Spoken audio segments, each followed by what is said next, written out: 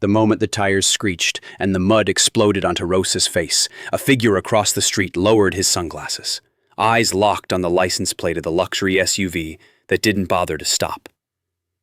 Rosa had worked hard all morning. She'd just finished scrubbing the stone tiles on the front porch of Lot 14, one of the many mansions in the gated community of Crystal Pines. Despite the scorching heat, she never complained. This job paid for her mother's medicine back home and her younger brother's college tuition. Dressed in her faded uniform and worn-out sneakers, Rosa was rinsing off a bucket when she heard it. The sound of a speeding engine. She turned, but too late. A sleek white Mercedes SUV tore down the street, ignoring the speed bumps, and swerved hard onto the side path. Splash.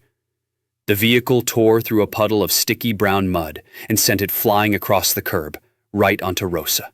Her entire front was soaked. Uniform stained, face splattered, bucket knocked over. She stumbled back, coughing, stunned. The SUV didn't slow down. Through the tinted window, Rosa caught only a glimpse of the driver. Blonde hair, big sunglasses, an expensive scarf. Karen, the infamous HOA president, the woman who ruled Crystal Pines like a self-appointed queen.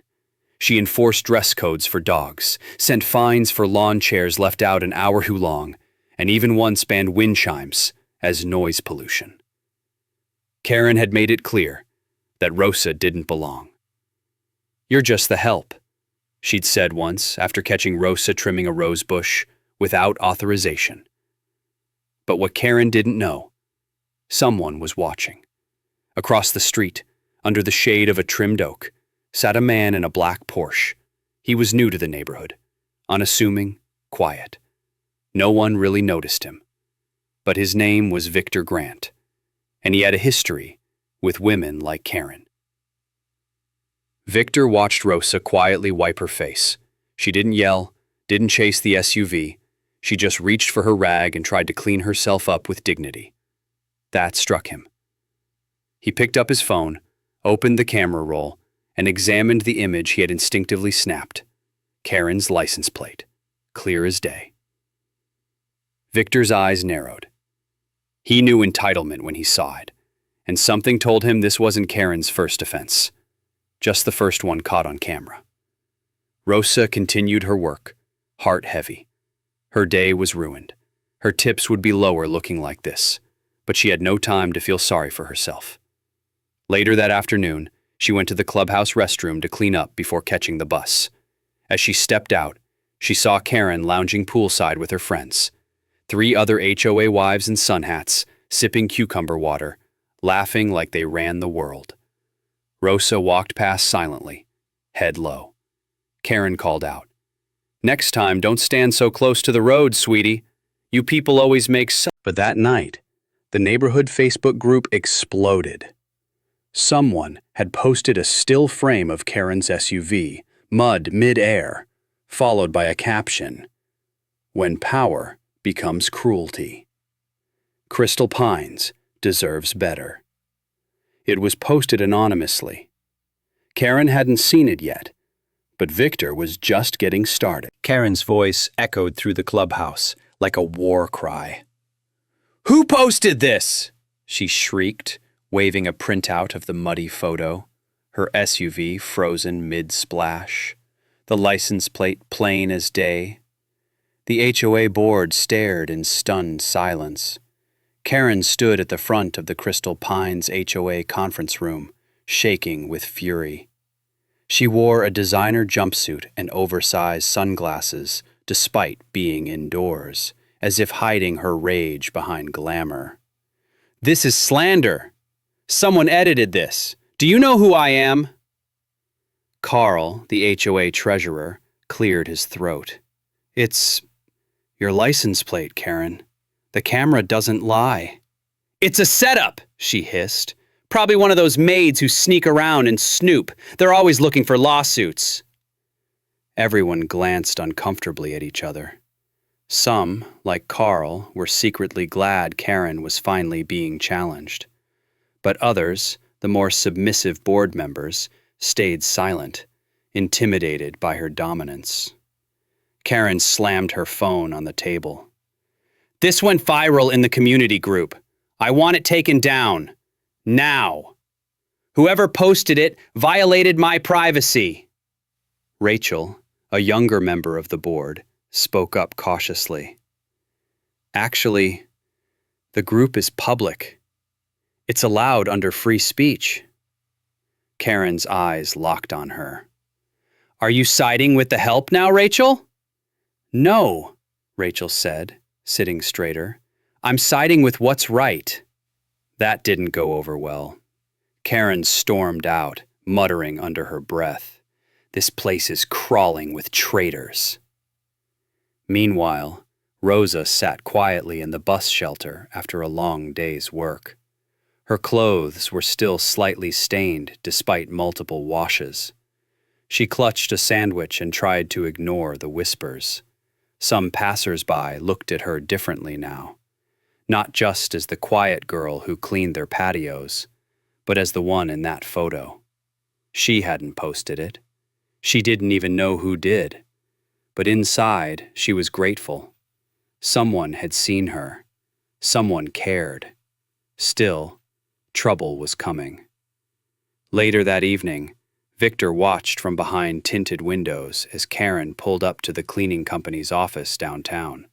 She didn't even park, just stopped her Mercedes in front of the door, hazard lights blinking.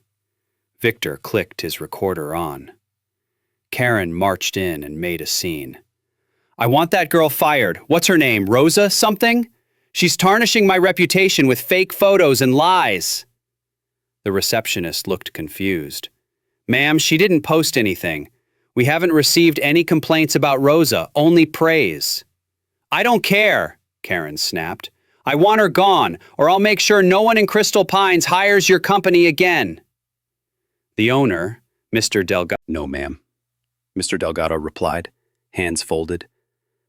We're ending our contract with you, effective immediately. Victor couldn't help but smirk. Strike one for Karen. Back in her mansion, Karen seethed. She threw her purse across the room and screamed, She thinks she can embarrass me? A cleaning girl? She stomped into her home office and began typing furiously on her laptop. If no one will get rid of her, I'll do it myself. She created a fake social media account under a fake name, posing as a concerned neighbor. Then she posted on the community board, Just a heads up, one of the cleaning ladies at Crystal Pines has been snooping around. I've seen her looking into people's garages and mailboxes. Be careful. Might be a thief posing as a maid. Within minutes, comments flooded in. Some were suspicious, but others, gullible and loyal to Karen, began to believe. Thanks for the warning. Just saw her by the corner lot. Looked sneaky. Maybe that's who stole my Amazon package. Karen smiled wickedly. The seed was planted. She had no idea that Victor, quiet, calculating Victor, had screenshots of every post she made. The next morning, Rosa arrived at work and was pulled aside by Mr. Delgado. Rosa, he said, I need you to be extra careful today. Someone's spreading rumors about you on the neighborhood app. I believe it's retaliation. Rosa nodded. I didn't post the picture. I don't even know who did. I know. And you don't have to worry. We stand by you. Rosa swallowed hard. Her heart ached. She was scared, but also proud. Mr. Delgado believed her. Maybe others did too. But someone else believed her even more. Victor. And he was done watching. Karen crept out at midnight in a hoodie and gloves, ducking behind bushes like a shadow. In her hand, a plastic bag with something inside. She didn't know 2 security cameras had just pinged motion alerts to a very unexpected observer. The quiet of Crystal Pines at night could make you believe it was a peaceful place. Perfect lawns, gated entrances, still fountains under moonlight. But this night, something foul slithered beneath the calm. Karen crouched beside Rosa's cleaning cart, which had been parked behind Lot 18 for the night. locked up as usual. From her designer tote, she pulled a small envelope sealed tight. Inside, old jewelry, cheap, tarnished, but flashy enough to look stolen. With a swift motion, she slipped the envelope beneath the seat of the cart, covering it with a rag. Then she pulled out her phone and made a concerned citizen call to the HOA hotline. "Yes, I saw someone suspicious hanging around that maid's cart again. You might want to check. I think something's hidden inside." She smiled to herself as she walked off into the shadows. What she didn't know: 2 houses nearby had just installed motion-activated smart security cameras with night vision. And both recorded the whole thing. The next morning, Rosa arrived early. She was wiping down the windows of Lot 18 when 2 HOA security staff rolled up in a golf cart. "Miss Rosa," one said, "we've had a report. Mind if we take a look at your cart?" Rosa blinked, confused. "Sure. Is something wrong?" They opened the storage bin, and there it was, the envelope. The guard frowned. "Where'd this come from?" Rosa took a step back, heart racing. I don't know. That wasn't there when I left yesterday." "Have you been entering any homes without permission?" the other guard asked, voice low. "No, never. Please, I would never do that." People began to watch. A couple of dog walkers slowed down. A curtain twitched from a second-story window. The guards exchanged looks and called it in. Rosa's cheeks burned. Tears welled in her eyes. She felt cornered. Then, just as one of the guards picked up his walkie-talkie, Victor stepped out from his car. "Excuse me," he said, his voice calm but sharp. "You might want to see this first." He held up his phone. A video played. Night vision footage of Karen crouching behind Rosa's cart, slipping the envelope inside, and walking away without noticing the blinking red light of the doorbell cam across the street. The guards leaned in, eyes widening. "Where did you get this?" one asked. Victor smiled. "I live at Lot 21. Karen. She wiped a tear. Victor looked at her kindly. "You all right?" She nodded slowly. "Why are you helping me?" Victor hesitated, then said quietly, "Because I've seen women like her ruin too many people. I used to work federal investigations. Corrupt HOAs, fake charities, small-town tyrants. She's a textbook case." Rosa blinked. "You're FBI?" "Retired," he said, "but I still have friends in the right places." Back in her mansion, Karen sipped her morning latte and laughed to herself. That should take care of the little maid problem. She was already writing her next HOA memo, banning suspicious service staff from staying in the neighborhood more than 30 minutes after their job ended. She didn't notice the knock at her door. When she opened it, the same HOA guards from earlier were there. "Mrs. Wensley, we need to speak with you." "What is it now?" she groaned. "We have footage of you hampering with someone's personal property. You're temporarily suspended from HOA duties while we investigate." Karen's jaw dropped. "You can't suspend me. I am the HOA." One of the guards handed her a printout. A screenshot of her, on camera, kneeling behind Rosa's cart, envelope in hand, her face drained of color. She slammed the door without another word. But the damage had already begun. That night, Rosa sat at home on her small couch, her uniform finally clean. Mr. Delgado had called personally to tell her she was cleared, and that she'd get a bonus for what she'd endured. Her phone buzzed. A message from Victor. "She's losing ground. Time to expose what she's really hiding. Meet me tomorrow." Rosa stared at the message. Something told her this was bigger than just one rich woman with an attitude. Karen wasn't just mean. She was hiding something. And Victor was going to help her find it.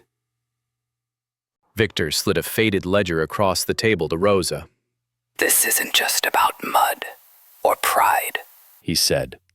"This woman has embezzled over $100,000 in HOA funds, and we now have the proof." The following morning, Rosa met Victor in a quiet cafe outside of Crystal Pines. She still wore her cleaning uniform, and her eyes flicked nervously toward the door every time someone came in. Victor, however, was calm. He wore a worn leather jacket and tapped a file folder against the table like a man who'd done this 100 times before. "She's more than just cruel," he began. "Karen's running a personal empire behind those HOA meetings. Fake vendors, ghost repairs, overbilling contractors." Rosa blinked. "You're saying she's stealing money?" Victor nodded and flipped open the folder. Inside were photocopies of invoices, many from companies that didn't exist. The same roofing job billed 3 times, a playground renovation no one remembered ever happening, and all signed with Karen's digital signature. "This is from the past 2 years alone," he said. "But here's the thing. She never expected anyone to look. Most people are too scared or too busy to question the HOA." Rosa leaned in. "How did you get all this?" "I have a contact at the county records office," Victor replied. "and let's just say I may have used some legal persuasion with a disgruntled former board member." He handed Rosa a printed email. It was from Rachel, the same young woman who had spoken up in the HOA meeting. "I knew something was off. She always forced votes through without discussion. When I questioned her, she threatened to fine my family for made-up violations. Thank you for doing what the rest of us were too afraid to." Rosa felt a chill. Karen wasn't just abusive. She was dangerous. Meanwhile, Karen was unraveling. Her temporary suspension from the HOA was supposed to last only 3 days, but news of the planted evidence had spread fast. Some board members wanted her gone permanently. In retaliation, she began sending anonymous letters to the HOA inbox accusing other members of misconduct. "Rachel's husband is cheating. Carl is stealing tools from the storage shed. Victor, the new guy, he's ex-SBI and unstable, might be armed." She even slipped a note under Rosa's bus seat one night. "Watch your step, Maid. Accidents happen, especially on dirty floors." But the problem was, Karen didn't know how many people were turning against her. The quiet residents of Crystal Pines, people who once feared her fines and insults, were watching closely now. Victor had begun talking to them, gathering stories. "Last year," one said, "she fined us for visible trash bins when we were out of town. She made us take down our daughter's swing set," said another, "called it unauthorized equipment." Everyone had a story. Everyone had been burned. "I'm going to file a whistleblower complaint," Victor said, "but that takes time. What we need is something that'll blow the lid off now." Rosa thought for a moment, then said, "What if we show everyone where the money's going?" That gave Victor an idea. Later that evening, with the help of Rachel and another fed-up board member named Carl, they snuck into the HOA office under the clubhouse. Carl had the key. In the back room, they found a filing cabinet labeled K. Wensley, Personal HOA Approvals.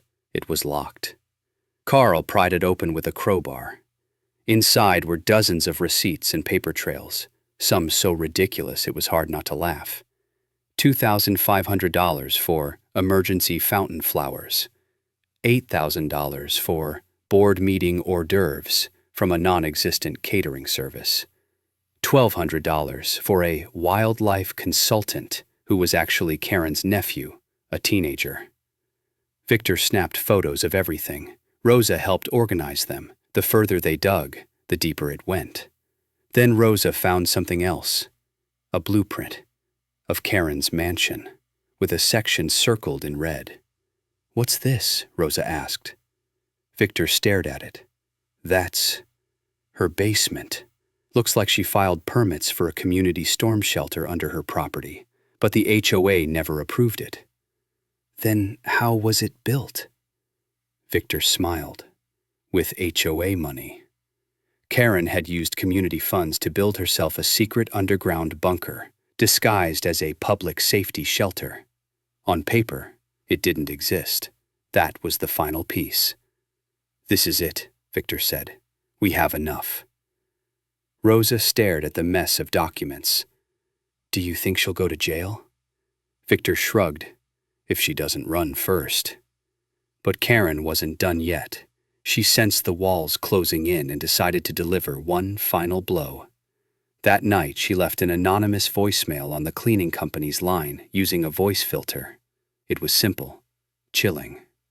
"Your girl Rosa, you should tell her to leave Crystal Pines before something bad happens. You've been warned." Unfortunately for Karen, Victor had traced her burner phone the moment she turned it on. Everything was in place. Karen stormed into the HOA meeting with fire in her eyes, ready to destroy her enemies with one last threat, completely unaware that a federal agent in the back row was already unsealing an indictment with her name on it. The monthly Crystal Pines HOA meeting had never seen such a crowd. Every folding chair was filled. People stood along the back walls and spilled into the hallway. Phones were out. Whispers buzzed through the air like static. The once quiet residents, many of whom had been bullied or intimidated by Karen Wensley for years, had gathered to witness her fate. Rosa sat quietly in the front row, hands clasped tight in her lap. Beside her sat Rachel, Carl, and Victor, who wore the same calm, patient expression he always did, except this time he wasn't just retired FBI. He was there on official assignment, brought back temporarily as a consultant by the Office of the Inspector General. Karen had made enough noise to trigger an audit, especially after multiple residents submitted whistleblower forms supported by real evidence. "She's late," Rosa whispered. Victor smiled. "She always needs an entrance." And right on cue, Karen burst through the side door like a villain in a soap opera. Draped in a cream designer trench coat, massive sunglasses, and an oversized tote bag, she strutted to the head of the room like nothing had happened. "Let's get this over with," she barked, tossing her bag onto the table. "I have places to be." Someone from the back yelled, "You might want to reschedule your lunch plans." The room rippled with laughter. Karen ignored it. "As acting president of the HOA, suspended president," corrected Carl loudly. Karen's eyes narrowed. "Fine. Former president, whatever. I'm here to address the vile rumors and lies being spread about me by a cleaning girl, a bitter ex-board member, and some sad man pretending to be a secret agent." All eyes shifted to Victor. He stood up slowly, pulled a small leather badge wallet from his coat and flipped it open. "Victor Reyes, field investigator, temporarily reassigned to Fraud and Abuse Division. You're under federal investigation, Mrs. Wensley." The room gasped. Karen froze. That's fake. This is a setup." Victor turned toward a man in the back wearing a black jacket and earpiece. Agent Thomas stepped forward and placed a thick manila envelope on the table. "Ma'am, we have warrants for your communications, your financial records, and your property, specifically the illegal construction under your home." Karen's legs wobbled. "What is this? I have rights." Victor didn't flinch. "You used those rights to terrorize this neighborhood. You extorted residents. You funneled HOA funds into personal luxuries. You planted evidence on an innocent worker. And now, you're going to face the consequences." Karen lunged for her bag. Before she could even unzip it, Agent Thomas calmly placed a hand over it. "You don't need to grab anything, ma'am. We already have your burner phone, the one you used to threaten Rosa." Karen looked around the room. Dozens of eyes bore into her. Phones recording, neighbors glaring. Nobody was on her side anymore. "Don't you people see what's happening?" she shouted, desperate. "She's just a maid. A maid!" That was the final nail. Rosa stood slowly. She didn't say a word, just looked Karen in the eyes, and walked away. Later that week, federal agents searched Karen's mansion. They confirmed the underground bunker, built with funds diverted from community safety upgrades. Jewelry, designer clothes, receipts, hard drives, everything was seized. Karen was formally charged with HOA fund embezzlement, filing false permits, witness intimidation, obstruction of justice, attempted criminal framing. She was taken into custody pending trial. Bail was denied. Crystal Pines was free at last. Rosa returned to her normal schedule, but now she wasn't just Rosa the cleaner. She was Rosa, the local hero. Residents came out to greet her, bring her snacks, leave kind notes. Victor checked in often, but not as an investigator, just a friend. One morning, he joined her on a walk. "You all right?" he asked. Rosa nodded. "I never imagined someone like me could stand up to someone like her." Victor smiled. "People like her count on silence. You didn't stay silent." She turned to him. "And you believed in me when no one else did."